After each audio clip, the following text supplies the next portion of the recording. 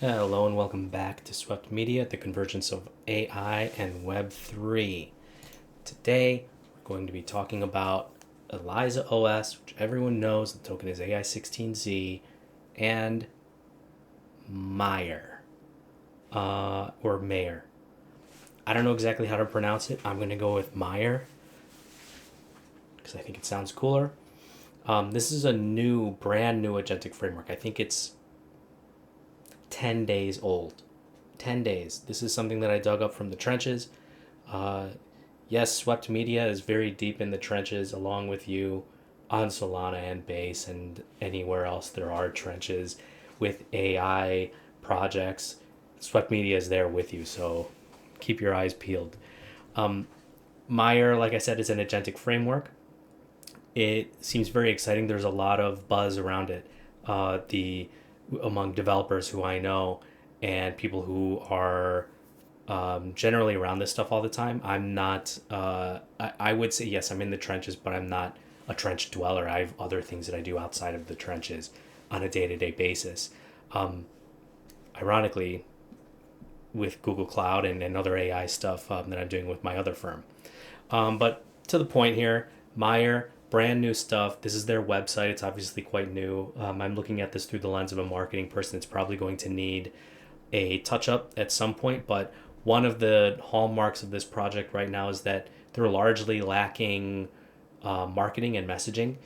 So a coherent message about what Maiar is can be found distilled in their Discord, but on their socials it's not quite as clear, and in their docs it's not quite as clear. It's very much inviting to developers to build plugins. Maiar is all about the plugins, and you will learn that right now. Let's take a look at their white paper right now.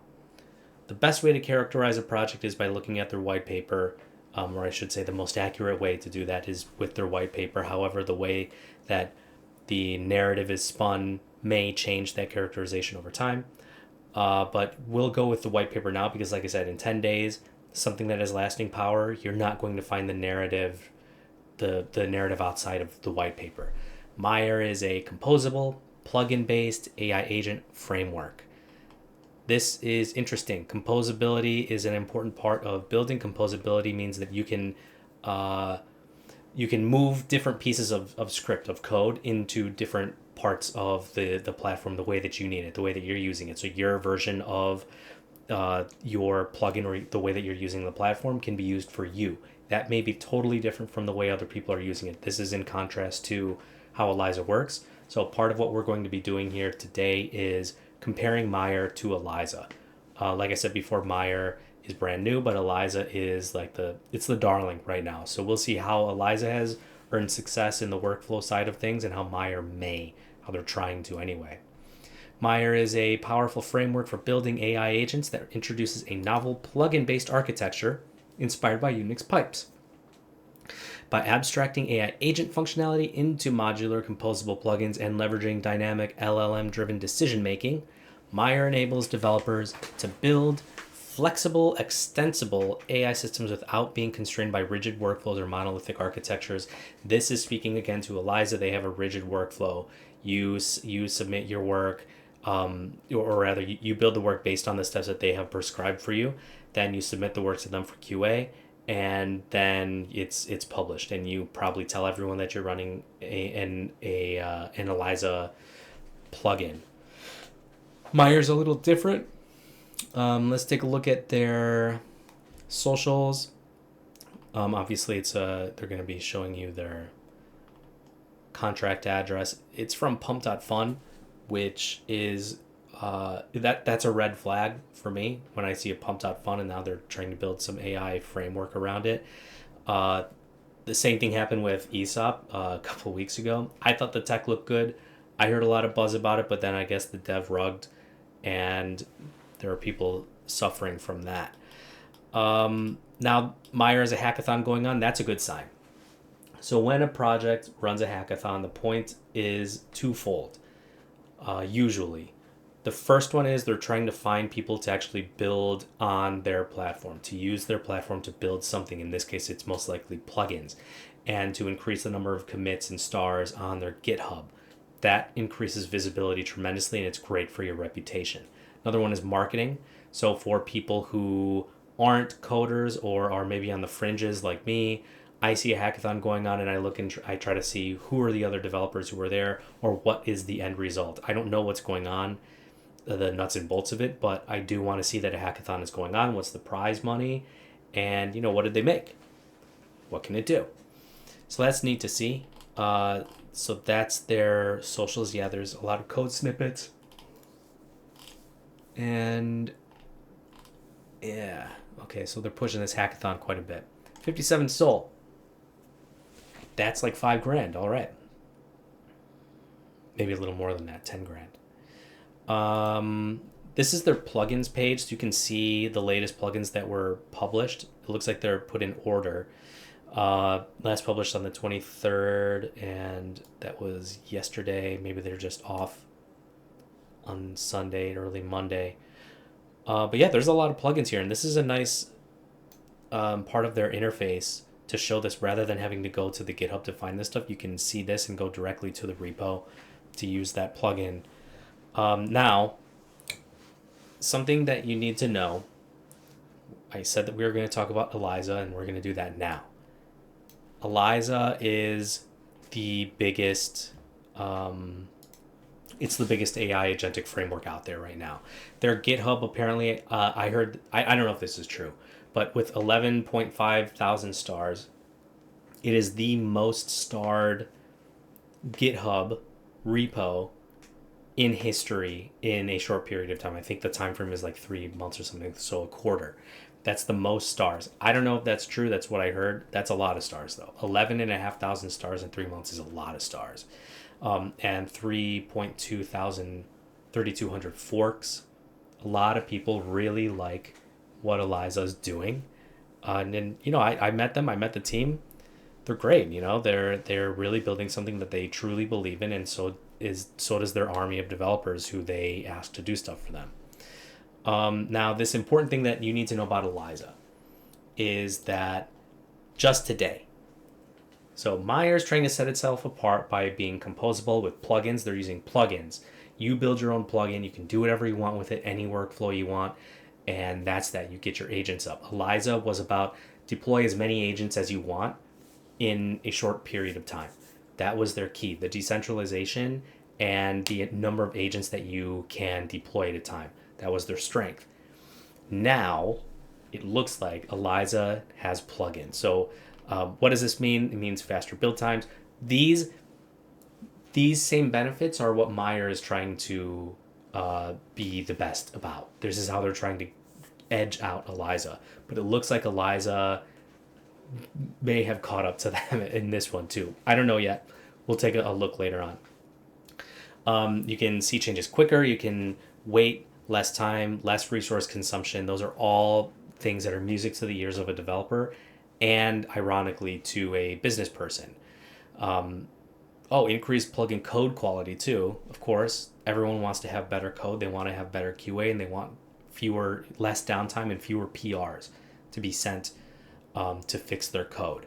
So what does this mean for Maiar? I think time will tell. I don't know how this is going to work with Eliza, and if I were to ask the developers at Maiar, they would probably say they're not too worried about it, but it's great for Eliza. We're still going to be doing our own thing. That's why I didn't ask them. Now, to truly compare Eliza and Maiar, the merits of these projects, I asked my new friend Deep Research. Deep Research is great. It's a very helpful assistant. I just got access to it 2 days ago, literally 2 days ago, and I've been using it nonstop. I don't know if I'm going to be running out of credits for this. I don't really care. They're not my credits. I'm going to use it as much as I can until I run out. I had Deep Research here put together a comparison between the merits of the Maiar project and Eliza, and I put them into this chart. I'll put them up on the social post that goes along with this video, and then you can get more granular view of it. But I'll do a short rundown of it here with you. So the architecture is plugin based and modular, whereas Eliza is multi-agent simulation. Again, about multi-agents, you deploy as many agents as you want with Eliza, but with Maiar it's about your plugin. So you build the plugin, and then maybe the plugin can deploy as many agents as you want, but the plugin can do many different things depending on how you've made it. Core focus for Maiar is flexibility, adaptability, general purpose, AI agent development, whereas Eliza is about decentralized AI, autonomous agents, blockchain integration. They are kind of running in two separate lanes. However, this new thing with Eliza's plugins may change that quite a bit. Time will tell, probably in a short period of time. Key components include data ingestion, decision making, action execution for Maiar, whereas Eliza is about all the agents and the actions, clients, plugins, providers, and evaluators. The way that Eliza works is they have a very robust bounty program. They need work done. Someone wants work done, and Eliza outsources the work to a veritable army of developers who have been characterized as kids. Most likely they're young people across the world, maybe many of them in India, Pakistan, Southeast Asia, and those regions. And they're told, okay, we need to have a script that does X, Y, and Z, and we need it as quickly as possible. Someone gets it in there in like an hour or two. That script is done. Once the QA is done, the QA is done by 5 internal developers at Eliza. And then once it's approved, then the person or people who submitted the script get a bounty. That's quite efficient on a small scale, but it will struggle as they get more and more clients. How Maiar does it is similar.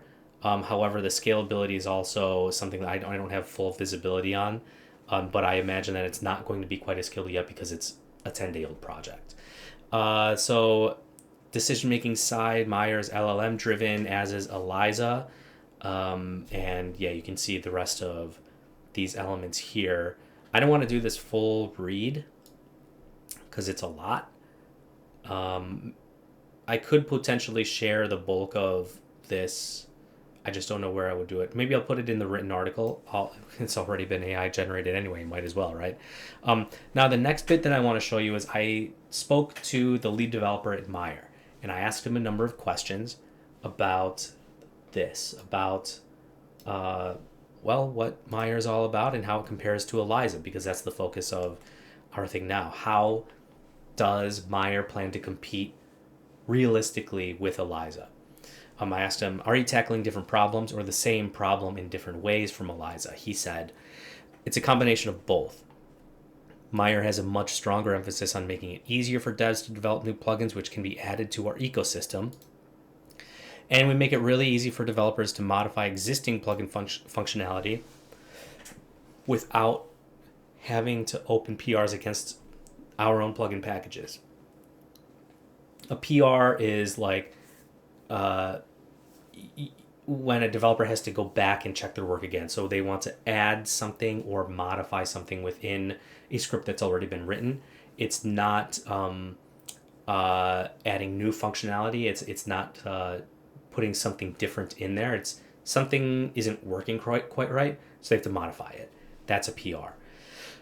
How is plugin composability an advantage over a static pipeline for workflow in an AI framework? And this is speaking to Eliza. I was asking specifically about how their static pipeline of workflow compares to Maiar's, where the developer decides how they're going to put their work together. So similar to the answer above, plugin composability is good. This is his answer. It's good because it allows developers to change the behavior of other plugins with plugins themselves. So they can make a plugin that affects another plugin's behavior rather than having to go and do a PR. If you go back into a code base, it's like having to edit your work for the 20th time. You know, it would be better to just write something else that retcons whatever it is that you have just done than to go back and fix the thing. I don't know. That's the best comparison I can come up with right now, but it is annoying to have to go and do PRs. If you have a static pipeline flow, such as with Eliza, their provider action evaluator flow, you limit the different kinds of ways developers can build on and extend agent behavior. For example, what if you wanted a pre-action evaluation or a post-evaluator provider? It's kind of hard to think about such a concept given how they have designed their workflow. A Maiar agent simply sees plugins during its pipeline evaluation step. It assembles plugins however it sees fit to accomplish a given task, so we forego the idea of a provider or an evaluator and allow the agent to intelligently decide when it needs to fetch data, evaluate its actions, or perform actions themselves. And finally, I asked, where does responsibility for QA deploying on Maiar rest? Is it on Maiar core, or is it on the developers who publish the plugin? He says it's all Maiar. Maiar does the QA.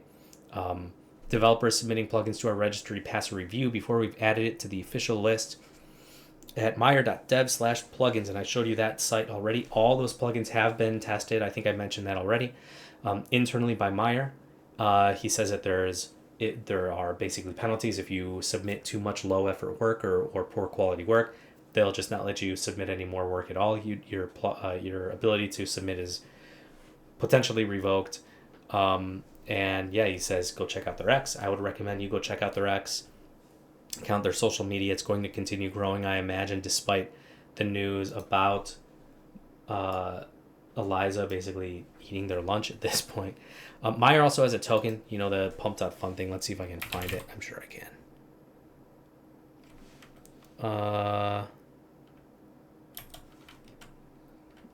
We'll go to Bird Eye. And I can find it real quick here. That's it. Well, okay. Let's check out the market cap.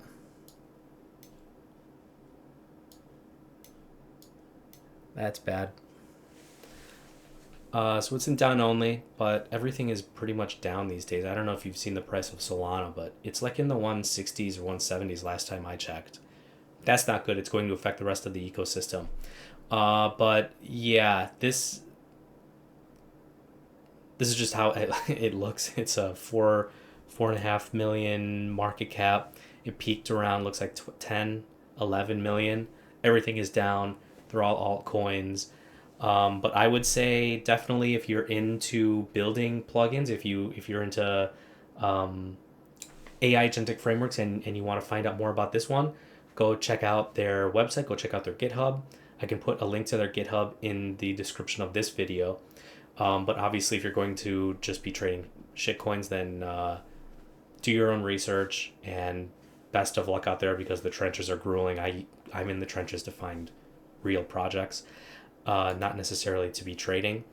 But I'll follow up with this one probably in a week or two and see how the project goes and follow up with the main dev that is, and see how it's going. So thanks a lot. I'll catch you next time.